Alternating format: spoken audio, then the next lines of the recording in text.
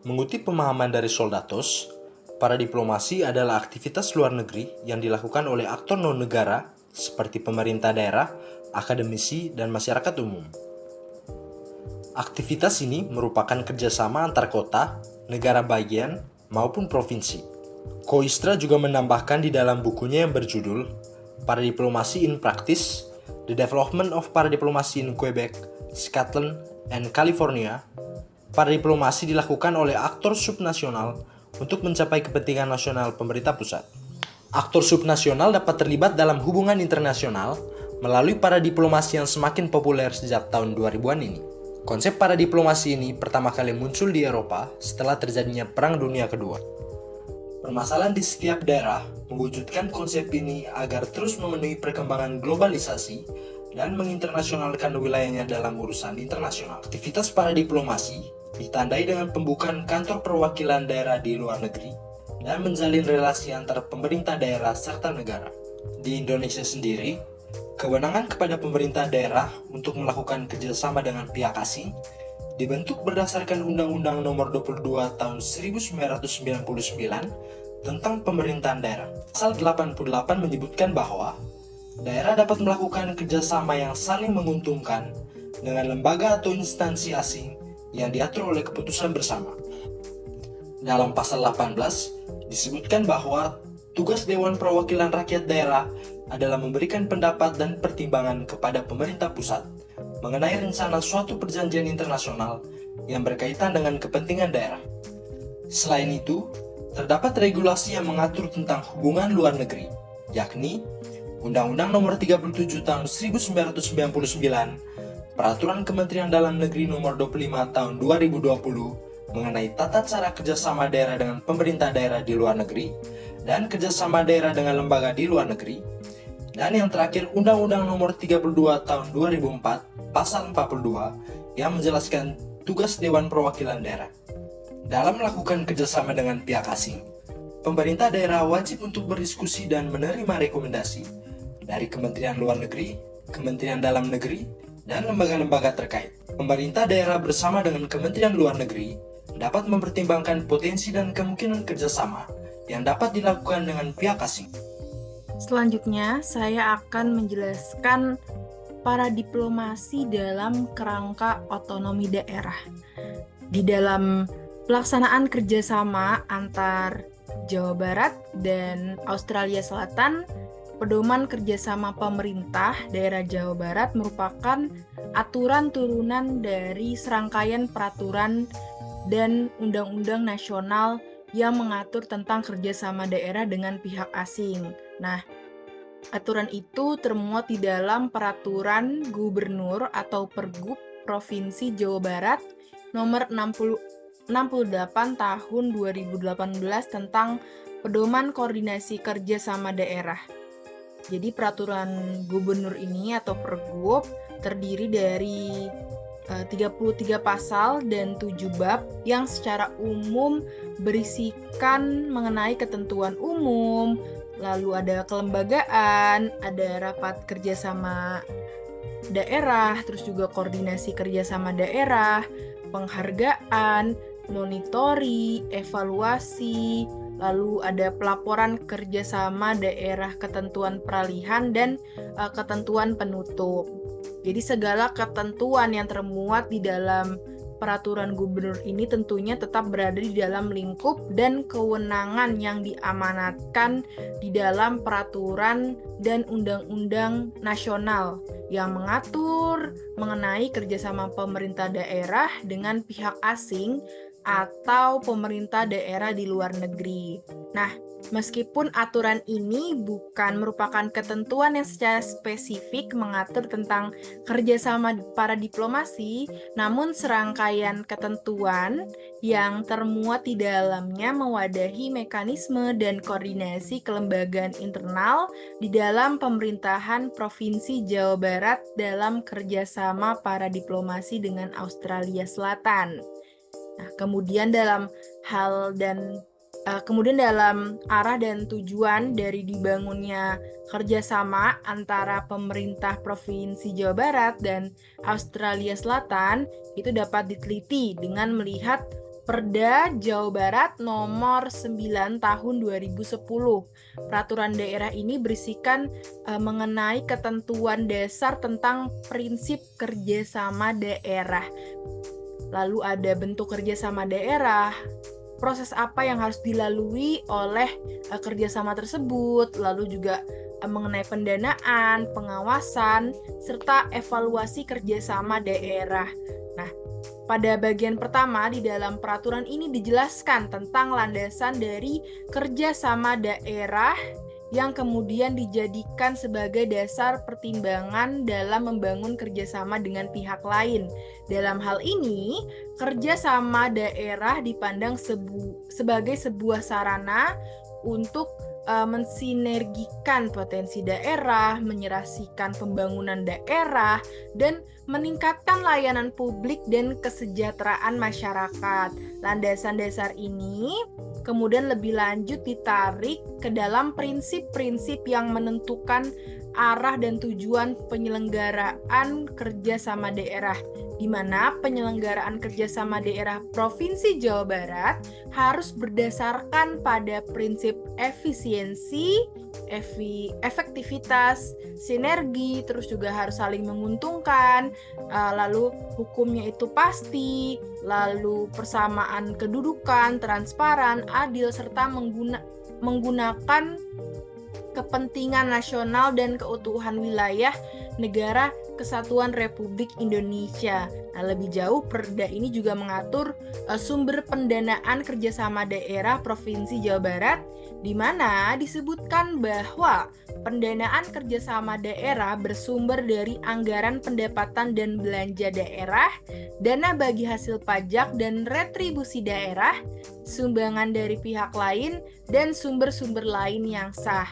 Pengawasan dan evaluasi dari serangkaian implementasi ketentuan ini di dalam melakukan pelaksanaan kerjasama daerah itu sebagaimana diatur dalam Perda Jawa Barat nomor 9 tahun 2010 yang diamanatkan oleh Gubernur. Oke, sebelum lanjut kepada pembahasan selanjutnya, izinkan saya untuk menjelaskan sedikit materi, yaitu peran pemerintah sebagai aktor diplomasi.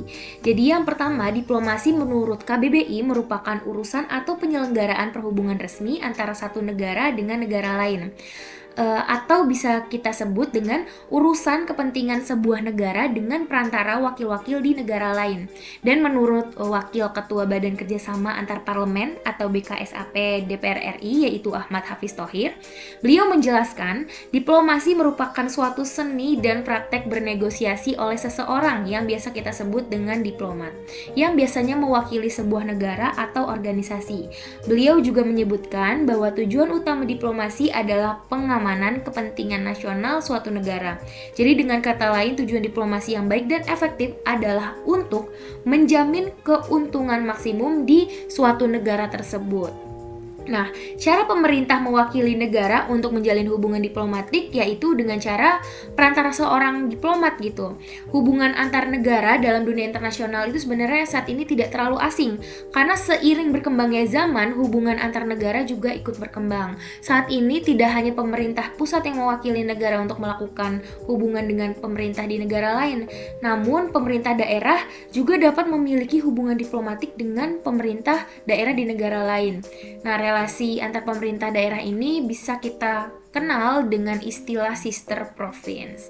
Salah satu provinsi di Indonesia yang menjalin hubungan sister province adalah Jawa Barat. Jawa Barat menjalin hubungan sister province dengan Australia. Hubungan tersebut juga diguguhkan dalam Memorandum of Understanding atau MOU. Ada beberapa kerjasama yang dilakukan oleh Jawa Barat dan Australia. Salah satu kerjasamanya adalah dalam ruang lingkup pariwisata. Jadi kerjasama sister province ini sebenarnya tidak hanya dilaksanakan oleh pemerintah daerah saja, namun pihak lain juga dapat terlibat dalam proses kerjasama yang dijalankan. Keterlibatan pihak lain tersebut juga merupakan salah satu contoh pelaksanaan diplomasi publik, di mana sebuah hubungan dijalankan tidak hanya oleh pemerintah, tapi juga aktor-aktor lain di luar pemerintah. Nah, pemerintah Provinsi Jawa Barat menggunakan para diplomasi untuk memperkuat hubungan dengan Australia melalui berbagai kegiatan dan inisiatif. Meski begitu, ini tidak terjadi tanpa dukungan atau kerangka kerjasama yang diberikan atau diarahkan oleh pemerintah pusat Indonesia. Diplomasi yang bisa dilakukan oleh pemerintah Provinsi Jawa Barat untuk membangun kerjasama dengan Australia Selatan adalah bisa kita ambil contohnya yaitu investasi. Pemerintah Provinsi Jawa Barat itu bisa mengirim delegasi ke Australia untuk mempromosikan peluang investasi di Jawa Barat di sektor industrinya seperti manufaktur, teknologi, agrikultur, pariwisata, dan lain sebagainya. Dalam hal ini, delegasi bisa mengadakan forum bisnis atau seminar investasi untuk memperkuat pengusaha dan investor dari kedua negara. Nah, contoh yang kedua itu ada di bidang pendidikan. Pemerintah Provinsi Jawa Barat bisa mengadakan program pertukaran pelajar dengan universitas di Australia. Dengan demikian, program ini tidak hanya menguatkan kerjasama antar akademisi dari kedua negara, tetapi juga mempromosikan pemahaman lintas budaya di antara generasi. Itu adalah dua contoh bidang yang saya sebutkan. Namun sebenarnya akan disebutkan kembali pada pembahasan di menit-menit selanjutnya. Pada video ini, kami akan membahas mengenai kerjasama Jawa Barat dan Australia Selatan, dilihat dari analisis Lekurus terkait 3 layer dalam praktek para diplomasi. Para diplomasi memiliki banyak fokus yang berbeda, dan pemerintah subnasional yang memiliki banyak cara untuk menjalin hubungan internasional. Yang pertama ialah kerjasama pemerintah daerah atau subnasional diorientasikan untuk tujuan-tujuan perkembangan ekonomi. Hal itu dapat berupa mendorong investasi di luar negeri dan eksplorasi pasar. Layer pertama, para diplomasi tidak cukup kompleks untuk melibatkan politik dan budaya. Di layer kedua, para diplomasi digunakan untuk berbagai bidang kerjasama seperti pendidikan, kesehatan, ekonomi, kebudayaan, pariwisata, teknologi, dan lainnya. Kerjasama ini menganut decentralized cooperation atau kerjasama terdesentralisasi. Di layer ketiga, para diplomasi sudah sangat kompleks karena menyinggung motif politik dan identitas nasional wilayah yang spesifik. Hubungan internasional dilakukan secara ambisius untuk mempengaruhi perilaku daerah yang bekerjasama dengan mereka. Terdapat 2 faktor yang melatar belakangi kerjasama ini, yakni yang pertama faktor internal untuk meningkatkan potensi pertanian, perikanan, pariwisata, budaya, dan pendidikan yang ada di Jawa Barat. Dan yang kedua ialah faktor eksternal untuk menjalin hubungan diplomatik antara Indonesia dan Australia. Di bidang pertanian, Indonesia memiliki potensi terbesar di produksi padi, jagung, dan kedelai. Selain itu, mangga gedong gincu yang merupakan produk lokal dari Jawa Barat juga merupakan produk unggulan yang banyak diekspor ke luar negeri, seperti Korea Selatan, Singapura, Jepang, dan Timur Tengah. Di bidang perikanan, Jawa Barat sebenarnya memiliki potensi yang sangat besar untuk dikembangkan. Namun sayangnya, belum dapat merealisasikannya secara maksimal. Agung Suryamal, Ketua Kamar Dagang dan Industri Indonesia bagian Provinsi Jawa Barat, berpendapat bahwa di bidang pariwisata, terdapat sekitar 309 destinasi wisata di Jawa Barat. Namun, pemerintah daerah belum bisa memaksimalkan keuntungannya karena keterbatasan infrastruktur. Di bidang seni dan budaya, pemerintah daerah Jawa Barat memilih beberapa desa sebagai desa budaya untuk dijadikan konservasi budaya. Desa yang dipilih dikelola sebagai tempat untuk melestarikan budaya dalam bentuk rumah budaya. Di bidang pendidikan, Jawa Barat memiliki beberapa persoalan, yakni kurangnya pemerataan pendidikan, kualitas guru, sarana dan prasarana pendidikan. Sementara itu, kerjasama ini juga berangkat dari hubungan Indonesia dan Australia yang sudah terbentuk sejak awal kemerdekaan Indonesia. Australia merupakan salah satu negara yang ikut memberikan dukungan politik pada masa itu. Australia juga mengakui kedaulatan Indonesia setelah kemerdekaannya. Selain itu, hubungan Indonesia dan Australia juga diawali dengan Joint Declaration on Comprehensive Partnership pada April 2005. Kedua negara menyepakati bahwa kerjasama ini merupakan komitmen untuk memperoleh situasi dan kondisi yang damai di kawasan Indo-Pasifik. Dengan adanya kerjasama ini, Indonesia dan Australia dapat membuka peluang pasar modal dan investasi bagi kedua negara. Kerjasama ini juga dapat meningkatkan perdagangan dan hubungan bisnis yang dapat mendukung komunitas dan relasi dari kedua belah negara. Kerjasama ini juga dapat membentuk masyarakat yang semakin kreatif dan siap dengan tantangan di masa depan karena peran-peran yang dilibatkan oleh pemerintah. Selanjutnya, saya akan membahas mengenai peluang kerjasama Sister City terhadap pertumbuhan kota Jawa Barat. Seperti yang sudah dijelaskan sebelumnya, mengenai otonomi daerah, lahirnya otonomi daerah ini memberikan peluang bagi kota Jawa Barat untuk mengembangkan daerahnya dalam bentuk kerjasama ekonomi, sosial, budaya, pendidikan, investasi, dan sebagainya, terutama dalam kerjasama dengan aktor-aktor luar negeri. Nah, adanya otonomi daerah ini juga memberikan kesempatan bagi Jawa Barat untuk memaksimalkan potensi yang ada di daerahnya. Ada sejumlah peluang yang dihasilkan dari adanya program Sister City ini bagi Jawa Barat sendiri. Nah, antara lain, yang pertama, Jawa Barat akan menjadi daerah smart city atau kota yang pintar, karena dengan adanya kerjasama antar kedua negara akan mendorong Jawa Barat menjadi smart city di masa depan, karena Jawa Barat telah terlatih untuk berinovasi dan berkolaborasi dengan pemerintah pusat, provinsi, kabupaten atau kota, dan juga hubungan-hubungan luar negeri.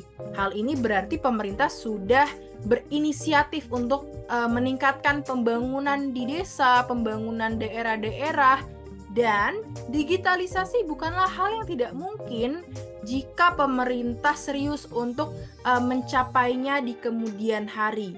Dengan adanya kerjasama ini, laju pertumbuhan ekonomi di Jawa Barat akan terus meningkat dan Jawa Barat akan mempertahankan posisi indeks pembangunan manusianya, karena indeks pembangunan manusia di Jawa Barat termasuk salah satu yang tertinggi, seperti itu. Nah, menurut analisis kelompok kami, jika Jawa Barat ingin terus meningkatkan potensi yang ada di dirinya dan ingin menjadi smart city di kemudian hari, fokusnya adalah merumuskan berbagai inovasi dan rencana aksi pada jangka pendek, jangka menengah, dan juga pastinya jangka panjang hingga 10 sampai 20 tahun ke depan. Jawa Barat juga harus memaksimalkan fungsi pemerintah di setiap tugas-tugasnya sehingga tersusun dan terkoordinir secara rapi dan baik. Nah, yang kedua, Jawa Barat akan menjadi kota pionir para diplomasi. Jawa Barat ini adalah kota yang unik dengan segala sumber dayanya, dengan segala potensi pariwisatanya, tetapi hal itu tidak akan terlaksana apabila sumber daya manusianya juga tidak ikut menyongsong pembangunan yang ingin diraih gitu. Para diplomasi antar Jawa Barat dan Australia Selatan ini juga masih terbilang belum sempurna, masih banyak keterbatasan yang ada, sehingga di masa depan pemerintah harus lebih cepat dan tepat untuk mengatasi tantangan dan permasalahan yang ada, seperti bahasa, lalu juga perbedaan budaya gitu. Nah, pemerintah itu dapat menyediakan saluran seperti forum, seperti FGD, dan sebagainya yang menekankan potensi para diplomasi sehingga manfaat yang didapat akan lebih banyak dan juga lebih sempurna gitu.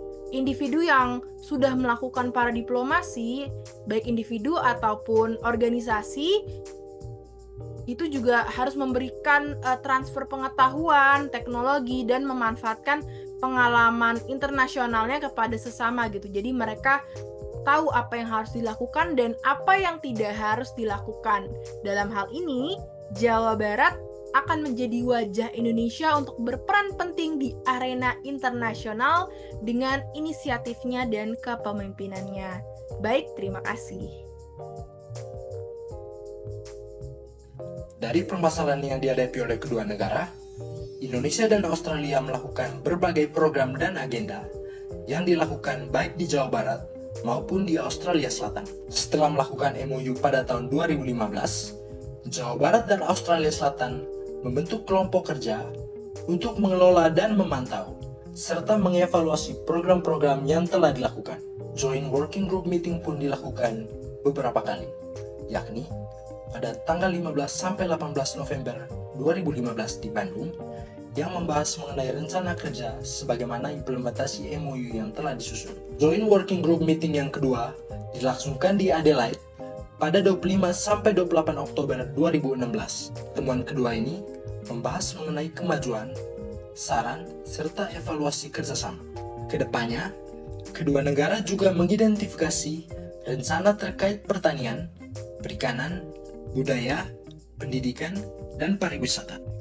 Masa depan sister province antara Jawa Barat dan Australia Selatan sangat bergantung pada pengimplementasian Joint Working Group yang telah ditetapkan dan panduan terkait peraturan oleh kementerian terkait. Pemerintah Jawa Barat selalu mengikuti arahan dari pemerintah pusat pada kerjasama yang dilakukan.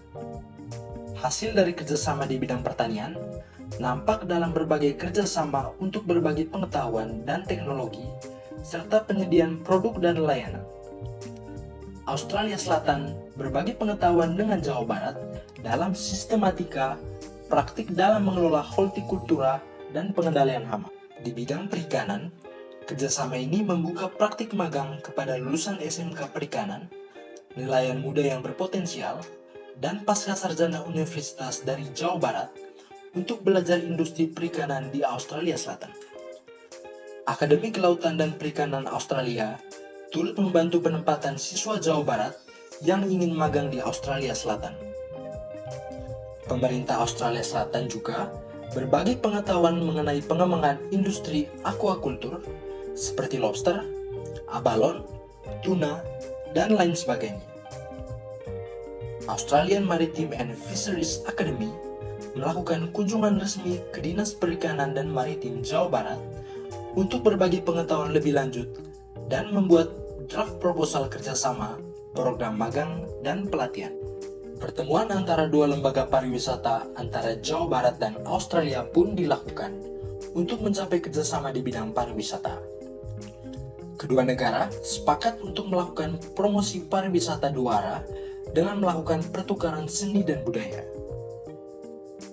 Hal ini juga mendukung kegiatan program sekolah Indofest yang menyajikan kegiatan terkait bahasa dan budaya oleh siswa Indonesia di Australia Selatan.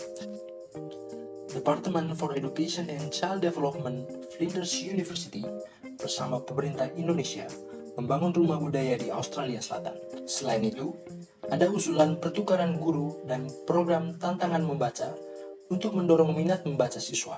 Terakhir, kursus singkat untuk para bankir dari Jawa Barat juga menjadi salah satu program di bidang pendidikan. Dari penjelasan tersebut, kita dapat menyimpulkan bahwa sister province yang dilakukan antara Jawa Barat dan Australia Selatan menurut 3 Layers of Paradiplomasi oleh Andre LeCours menggunakan tipe yang kedua. Kerjasama ini tidak hanya sebatas di satu sektor saja, namun memiliki multi proses. Lapisan kedua sangat menggambarkan kerjasama berbagai sektor dengan menggunakan MOU sebagai dokumen kerjasama yang sah. Namun sayangnya, masih banyak miskomunikasi yang terjadi di dalam program-program ini. Selain itu, program magang yang telah diinisiasi juga belum dapat dilanjutkan karena kurangnya dana dari pemerintah Jawa Barat. Maka dari itu, peran penanggung jawab juga menjadi bagian penting untuk kelancaran dan perkembangan kerjasama.